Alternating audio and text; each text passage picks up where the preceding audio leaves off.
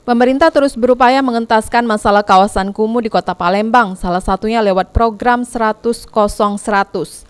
Kepala Dinas Perumahan Rakyat dan Kawasan Pemukiman PRKP Kota Palembang, Afan Prapanca Mahali mengatakan, lewat program 100 100 ini pihaknya sudah melakukan pemetaan dan inventarisir sejumlah kawasan kumuh di Kota Palembang.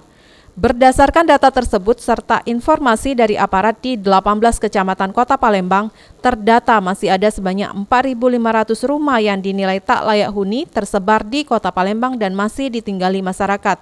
Kalau terkait dengan rumah tidak layak huni yang ada di Kota Palembang, kurang lebih ada lebih kurang 4.500 unit data yang ada pada kami berdasarkan informasi dari aparat kecamatan setempat. Jadi ada 18 kecamatan menyampaikan lokasi-lokasi atau titik-titik rumah tidak layak huni yang saat ini masih didiami masyarakat.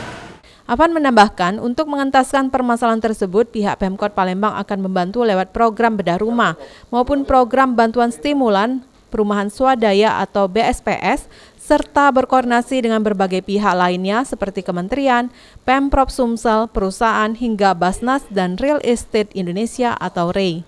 Sandi Pratama, PAL TV.